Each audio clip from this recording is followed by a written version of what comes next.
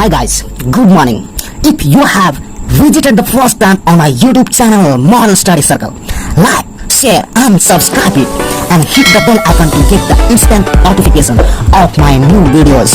Thanks. Welcome back once again in Moral Study Circle by Dinesh sir. आज हम लोग जो एक विशेष बातों को चर्चा करेंगे और आज का टॉपिक बहुत ही महत्वपूर्ण होने वाला है, इसलिए ध्यान से आप लोग सुनिएगा और समझने का पूर्ण रूपेण प्रयास कीजिएगा। आज का टॉपिक जो हम लोग आज सीखने जा रहे हैं वो है सेंटेंस। सेंटेंस में आज देखा जाए तो हम लोग दिन भर में किसी प्रकार का वाक्य जो हम लोग बोलते हैं, किसी प्रकार के शब्दों को किसी से वार्तालाप करने के दरमियान में, पढ़ने के दरमियान में, खेलने के दरमियान में या किसी अन्य परिस्थिति में जब हम किसी प्रकार के बात को अपने मुंह से बोलते हैं तो हम लोग क्या करते हैं, अपने बातों को दूसरों तक समझाने के लिए, दूसरों तक पहुंचाने के लिए अपने मुंह से हमें क्या करना था, कुछ बोलना होता। और जो हम बोलते हैं वो जो सेंटेंस रहता है वो एक जो हम लोग वर्ड प्रयोग करते हैं वो सेंटेंस के अंतर्गत आता है। जो हम लोग किसी प्रकार का 1 लाइन 2 लाइन 4 लाइन 10 लाइन कितना भी प्रयोग करते हैं, बोलते हैं, वो सेंटेंस के अंतर्गत आता है। तो कैसे हम समझेंगे कि सेंटेंस क्या होता है, इसका काइंड्स कितने प्रकार के होते हैं, उस सब को हम फुल डिस्क्रिप्शन आज करने जा रहे हैं। इसलिए आज का क्लास एकदम मिस ना करें, पूर्ण वीडियो को शुरू से लेकर के अंत तक जरूर देखें। मैं विश्वास करता हूं कि यदि आप पूर्ण रूप में ध्यान से इस वीडियो को देखेंगे तो आपका ये सेंटेंस का सारा क्वेश्चन, सारा क्वेरी हल हो जाएगा। इसलिए इस वीडियो को आप पूर्ण रूप में देखिए, पूरा शुरू से लेकर अंत तक ध्यान से देखिए। आपको सारे बातें, सेंटेंस क्या होता है, सेंटेंस हम कैसे कर सकते हैं कि सेंटेंस है, और किसको सेंटेंस नहीं कर सकते कि ये सेंटेंस नहीं है, इस प्रकार से हम सारा डिस्क्रिप्शन करेंगे। सेंटेंस का कितने प्रकार होते हैं और हम कैसे कर सकते हैं कि सेंटेंस जो है, जो मैंने बोला है या कोई और व्यक्ति बोले हैं, तो ये कौन सा सेंटेंस है, इसको हम लोग कैसे पहचान पाएंगे, कैसे उसको निर्देशित कर पाएंगे, कैसे हम कह सकते हैं कि this sentence belong to in that, कैसे हम लोग कर सकते हैं। तो इसके चलिए हम लोग चर्चा करते हैं। सबसे पहले हम लोग जानेंगे सेंटेंस किसको कहता है। तो सेंटेंस को समझिए, हम लोग जो कुछ भी बोलते हैं, ध्यान से सुनिएगा कि जो कुछ भी हम लोग बोलते हैं, जो बोलते जाते हैं तो क्या होता है, मैंने आपको शुरुआती के क्लास में एक दिन बताया था कि जो हम लोग क्या करते हैं, जो बोलते हैं वो छोटी छोटी ध्वनियों से बना हुआ था, उसको हम लोग क्या करते हैं, अक्षर बोलते हैं, है ना।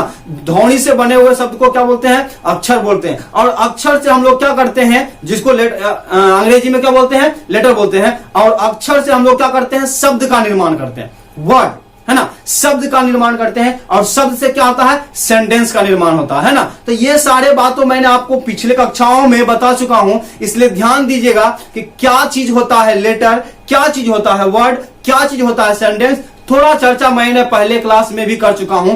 आज मैं आपको बताने जा रहा हूं सेंटेंस। सेंटेंस क्या होता है पूर्ण रूपेण, ध्यान खोलिएगा, ध्यान से खोल कर करके ध्यान से इसको समझने का प्रयास कीजिएगा। देखिए क्या होता है, हम लोग किसी प्रकार के वर्ड को जब एक साथ बोलते जाते हैं तो उससे क्या होता है, एक सेंटेंस का निर्माण होता है। जैसे मैं अभी क्या कर रहा हूं, बहुत सारे वर्ड को बोल रहा हूं और उस वर्ड को प्रयोग कर रहा हूं अच्छी तरह से उसको, जिससे क्या है कि आप समझ सके, उस प्रकार से मैं प्रयोग कर रहा हूं। तो ये जो मैं बोल रहा हूं सेंटेंस बोल रहा हूं, क्या बोल रहा हूं, सेंटेंस बोल रहा हूं। तो सेंटेंस कैसे हम समझ पाएंगे कि ये सेंटेंस है, और सेंटेंस का कई प्रकार भी होता है जो मैं आज ही इसी वीडियो में आपको पूर्ण रूप में बताने जा रहा हूं, समझाने जा रहा हूं, एक्सप्लेन करने जा रहा हूं। इसलिए कृपया करके समय को बर्बाद ना करें, जहां तहां नहीं जाए, इसको पूर्ण रूप में अच्छी तरह से सुनिए और समझने का प्रयास कीजिएगा। तो सेंटेंस क्या होता है, हम लोग ग्रुप ऑफ वर्ड को सेंटेंस कहते हैं। क्या कहते हैं, ग्रुप ऑफ वर्ड। मतलब हम लोग जब कई प्रकार के वर्ड को एक साथ बोलते हैं या लिखते हैं तो उसको हम लोग क्या बोलते हैं, सेंटेंस। उसका हम लोग क्या करेंगे, डिफाइन से समझेंगे। तो चलिए यहां पर ध्यान दीजिएगा। सेंटेंस मतलब होता है, हिंदी में बोलते हैं इसको वाक्य बोलते हैं। तो वाक्य होता क्या है, एक ग्रुप ऑफ वर्ड्स। एकदम ध्यान से सुनिएगा, समझने का प्रयास कीजिएगा। ग्रुप ऑफ वर्ड्स, एक ग्रुप ऑफ वर्ड्स क्या हुआ, इसका मतलब शब्दों के समूह। एक एक स्टेप बढ़िए और एक एक स्टेप पढ़िए और समझने का प्रयास कीजिएगा। एक ग्रुप ऑफ वर्ड्स, शब्दों के समूह, पुट टुगेदर, जो क्या किया जाता है, एक साथ रखा जाता है, यानी एक साथ बोला जाता है। शब्दों के समूह put together in certain order, किस प्रकार से रखेंगे, किस क्रम में रखेंगे, किस ऑर्डर में रखेंगे, सर्टेन ऑर्डर, मतलब उसको क्रमबद्ध तरीका से क्या करेंगे जब रखेंगे। बोल रहा है यहां पर के certain order according to the rules of grammar.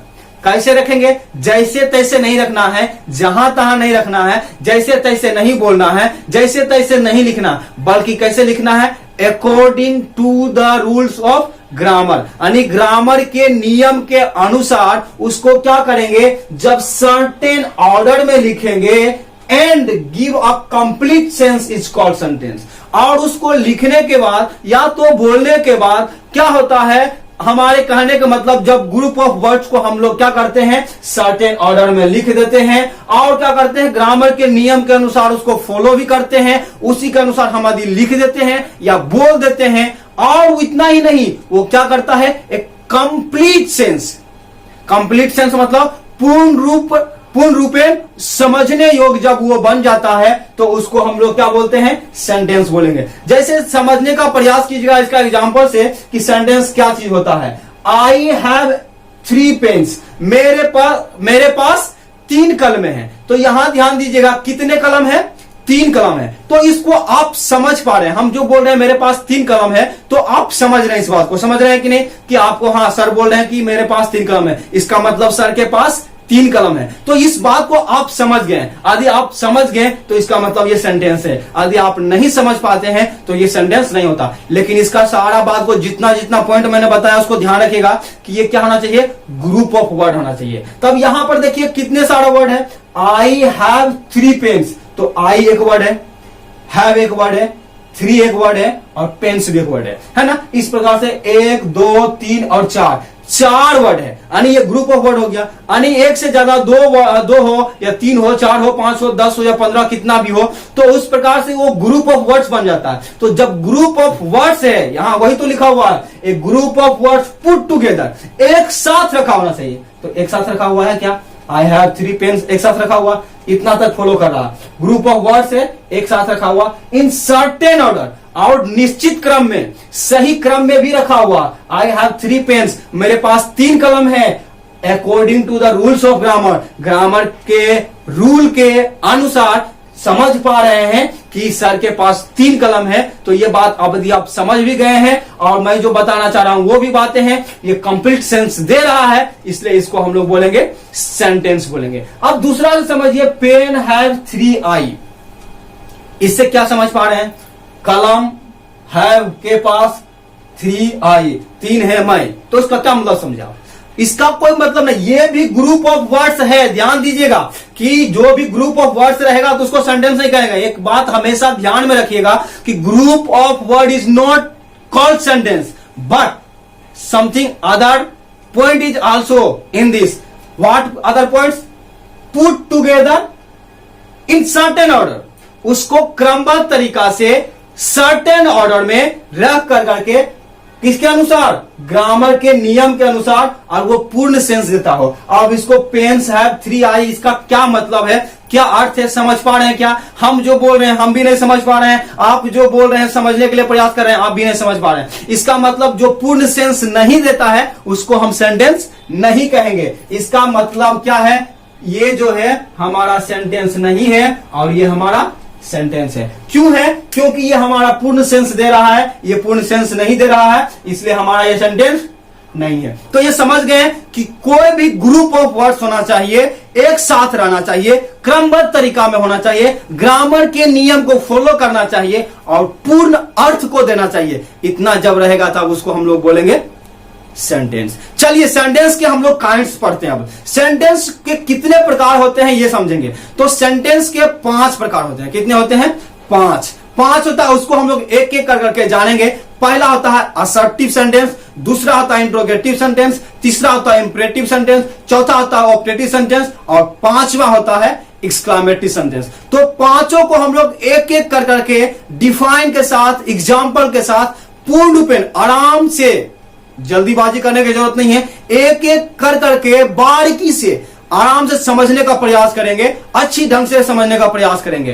कोई कहीं जाने की जरूरत नहीं है, तेजी करने की जरूरत नहीं है, भागने की जरूरत नहीं है। समय देना है, समय देकर के अच्छी से ध्यान देकर के समझने का प्रयास करेंगे। तो पहला आता है असर्टिव सेंटेंस। तो असर्टिव सेंटेंस को हिंदी में बोलते हैं कथनात्मक वाक्य। कथनात्मक मतलब क्या होता है, जो एक कथन हो।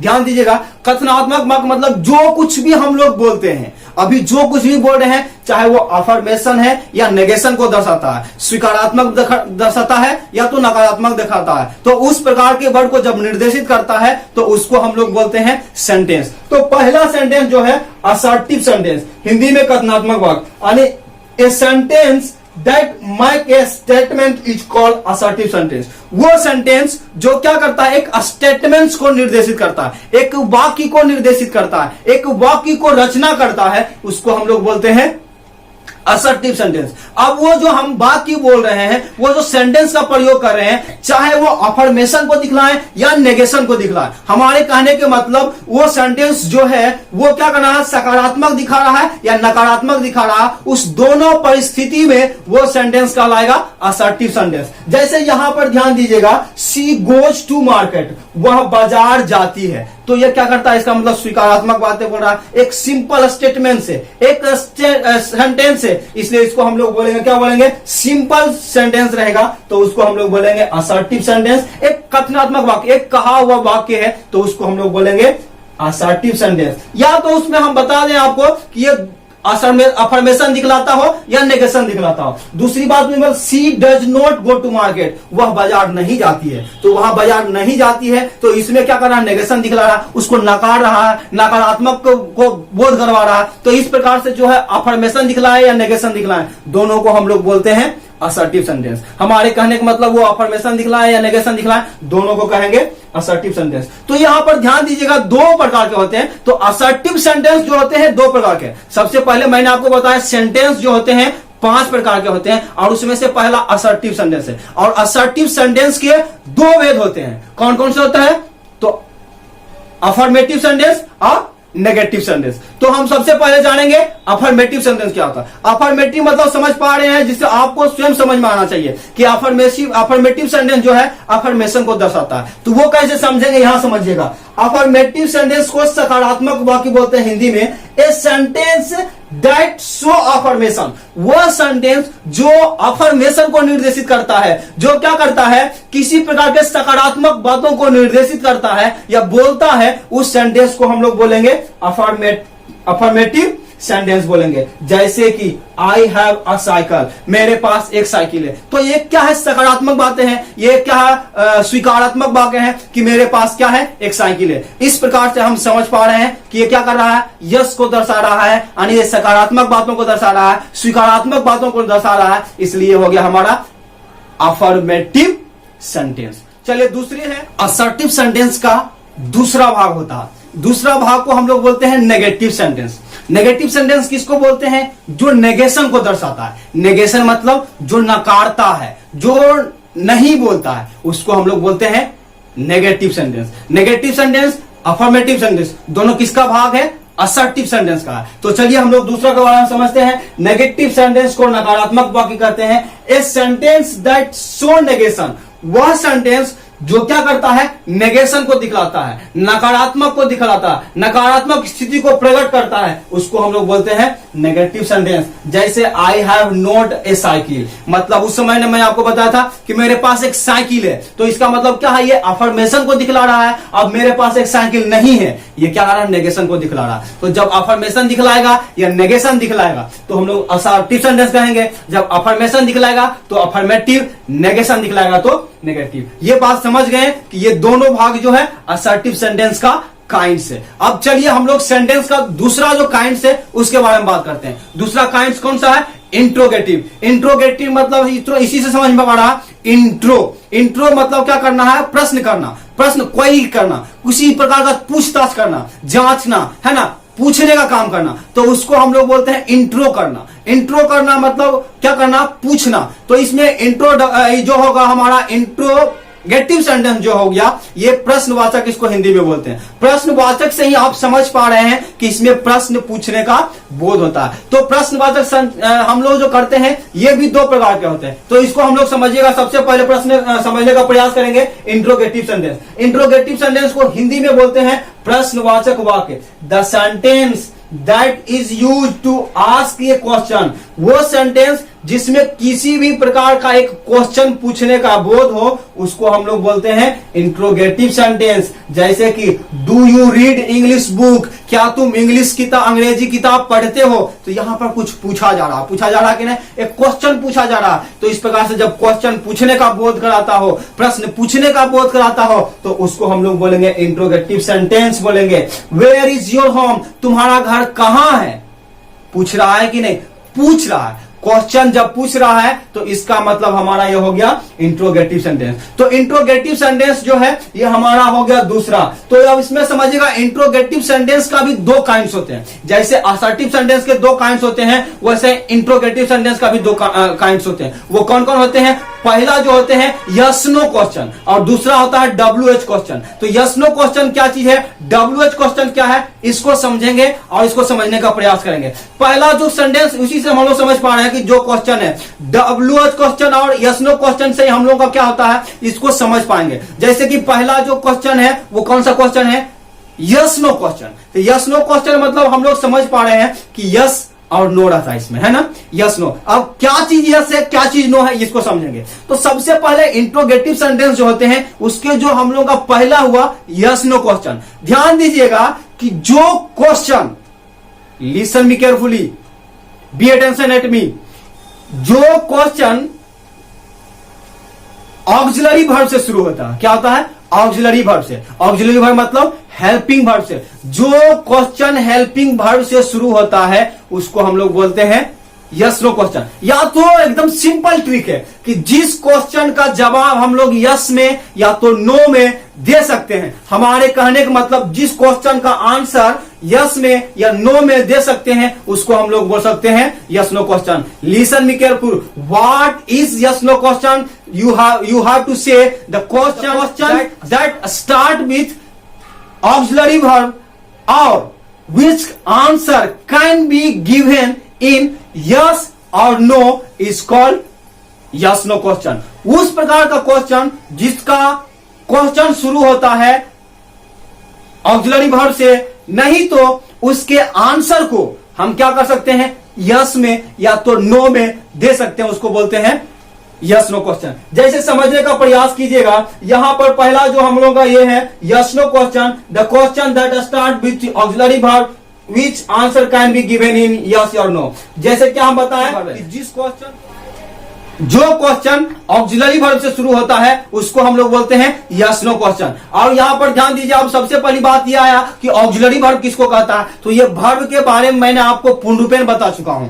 वर्ब के बारे में एक दो वीडियो इस प्रकार से बनाया हुआ, एक वर्ब के बारे में फुल डिस्क्रिप्शन किया हुआ, वहां पर आप जाइए और समझने का प्रयास कीजिएगा कि कौन सा वर्ब होता है, कैसे होता है। तो वहां पर मैं वर्ब है, मेन वर्ब है, हेल्पिंग वर्ब है, ट्रांजिटिव वर्ब, इंट्रांजिटिव वर्ब है, वो सारा बनाया हुआ वीडियो है। और उस वीडियो को क्या किया हूं मैं, इस वीडियो के डिस्क्रिप्शन में डाला हुआ, इसलिए यहां से भी आप नीचे जाइए, नीचे जाकर के वहां डिस्क्रिप्शन में जाकर के वहां से भी आप क्या कर सकते हैं, उस वीडियो में जा सकते हैं, वहां देख सकते हैं। तो क्या किया है, सबसे पहले हम लोग समझेगा कि ऑक्सिलरी वर्ब क्या है। जो कुछ भी हम लोग क्या करते हैं, जैसे डू, डज, डीड, है ना, ये सब हो गया। इज, आर, एम को भी कभी कभी क्या किया जाता है, ऑक्सिलरी वर्ब के रूप में प्रयोग किया जाता है। तो ये समझिएगा, is, are, am, was, were, have, has, इस प्रकार से जितने सारे वर्ड्स होते हैं, कई एक वर्ड है जो कि मैं बता चुका हूं आपको, वो क्या है, जब ऑक्सिलरी वर्ब के रूप में प्रयोग किया जाता है, उसी से पूछा जाता है, तो उसको हम लोग बोलते हैं ऑक्सिलरी वर्ब। या ध्यान दीजिएगा, जब ऑक्सिलरी वर्ब से शुरू किया जाएगा क्वेश्चन, या तो हम लोग कह सकते हैं जिस क्वेश्चन का आंसर यस या नो देंगे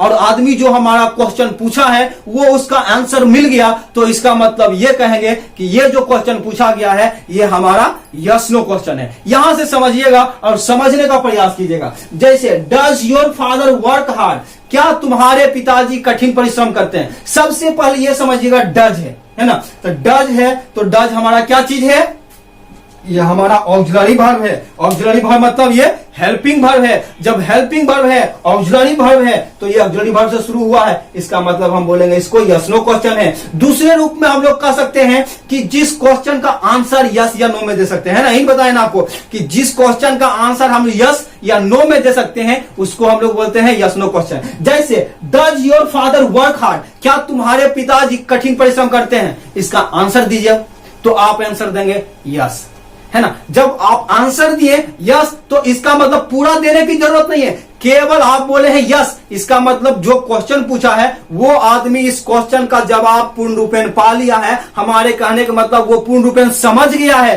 कि हाँ उसके पिताजी कठिन परिश्रम करते हैं। यदि आप बोलते हैं नो, तो इसका मतलब वो पूर्ण रूपेण समझ जाएगा, इसका पूरा आंसर मिल गया कि हाँ उसके पिताजी कठिन परिश्रम नहीं करते हैं। इस प्रकार से कि हम लोग केवल यस या नो दे करके जिसके आंसर को पूर्ण रूपेण समझा सकते हैं। पूरा आंसर देने की जरूरत नहीं है। जैसे क्या तुम्हारे पिताजी कठिन परिश्रम करते हैं, तो इसको पूरा आंसर भी हम दे सकते हैं, हाँ मेरे पिताजी कठिन परिश्रम करते हैं। इस प्रकार से भी हम क्या कर सकते हैं, पूरा आंसर दे सकते हैं। लेकिन ध्यान रखिएगा कि इसको हम पूरा ना बोल करके शॉर्ट में ओनली इन यस या नो में उसका आंसर दे सकते हैं, तो उसको हम लोग बोलेंगे यस नो क्वेश्चन। अब यहां पर आप यस दीजिए जवाब या नो दीजिए, दोनों से पूछने वाले आदमी संतुष्ट हो जाएंगे और उसका आंसर पूर्ण रूपेण मिल जाएगा, तो उसको हम लोग बोलते हैं यस नो क्वेश्चन। यहां पर देखिए डू से शुरू हुआ है, डू यू प्ले फुटबॉल, क्या तुम फुटबॉल खेलते हो, तो यहां पर आप जवाब दे सकते हैं यस या नो। इसका मतलब पूर्ण रूपेण जो क्वेश्चन पूछा है समझ जाएगा। तो जो क्वेश्चन हमें यस या नो में दिया जा सकता है उसको हम लोग बोलते हैं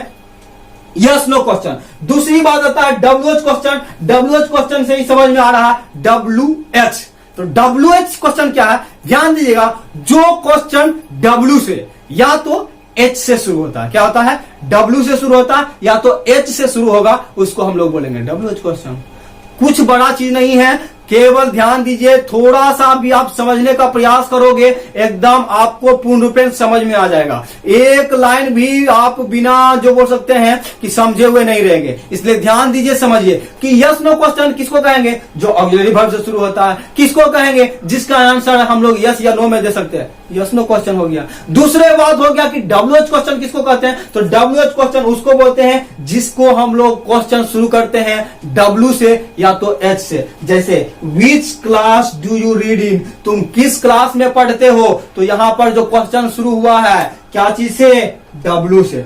W से शुरू हुआ, इसका मतलब WH क्वेश्चन है। हाउ आर यू, आप कैसे हो, तुम कैसे हो। इस प्रकार से जब क्वेश्चन किया जा रहा है तो इसका मतलब क्या है कि H से शुरू हुआ है, तो WH क्वेश्चन हो गया। एक बात और हमेशा ध्यान में रखिएगा कि जिस क्वेश्चन को इस प्रकार से पूछा जाता है और उस क्वेश्चन का जवाब हमको उतना आंसर देना होता है जितना कि क्वेश्चन किया गया। यदि आपको पूछा जाएगा which class do you read in, तो आप किस क्लास में पढ़ते हैं, तो आप क्या खाली यस नो में आंसर देंगे तो उत्तर मिल पाएगा क्या, नहीं मिलेगा। हमारे कहने का मतलब यह है कि जिस क्वेश्चन से आपको पूछा गया है उस क्वेश्चन को उसी के अनुसार जब आप आंसर देते हैं और उसका आंसर सटीक होता है तब उसको हम लोग बोलेंगे WH क्वेश्चन। जैसे यहां पर यदि आपको पूछ देगा which class do you read in, आप कह देंगे यस, कर देंगे नो, तो क्या आंसर मिल गया, क्या नहीं मिला। इसका मतलब है जितना क्वेश्चन आपको किया गया है उतना आंसर आपको देना पड़ेगा। आपको क्या पूछा गया है, which class do you read in, आप किस क्लास में पढ़ते हैं, तो आपको बोलना होगा मैं 8 क्लास में पढ़ता हूं, मैं 10 क्लास में पढ़ता हूं, मैं 12th क्लास में पढ़ता हूं। इस प्रकार से आपको क्या करना होगा, आंसर देना होगा, पूरा आंसर देना होगा। जितना क्वेश्चन आपसे किया गया है उतना आंसर देना होगा। जब इस प्रकार से क्वेश्चन का आंसर दिया जाता है उसको हम लोग बोलते हैं WH question. How are you, आप बोलेंगे यस, आंसर मिल रहा है क्या, नहीं। यदि हम बोल देंगे ऐसे करके यस, तो आंसर मिला नहीं। तो इसके लिए क्या करना होगा कि जो क्वेश्चन का हमें आंसर पूर्ण रूपेण देना होता है जितना पूछा गया उसको हम लोग बोलते हैं WH क्वेश्चन, है ना। एक बात हमेशा ध्यान में रखिए कि जिस क्वेश्चन का शुरुआत W से या H से होता है उसको हम लोग बोलेंगे WH क्वेश्चन। जिस क्वेश्चन जो ऑक्सिलरी वर्ब से शुरू होता है उसको बोलते हैं यस नो क्वेश्चन। हमारे कहने का मतलब जिसका आंसर यस या नो में दे सकते हैं, yes no question, that's all. मैं सोचता हूं कि शायद ये आपके लिए बहुत ही लाभकारी हुआ है। यदि आपको अच्छा लगा तो जरूर सब्सक्राइब करें और अपने दोस्तों को जरूर बांटें। Thank you very much and see you in next video. Thank you.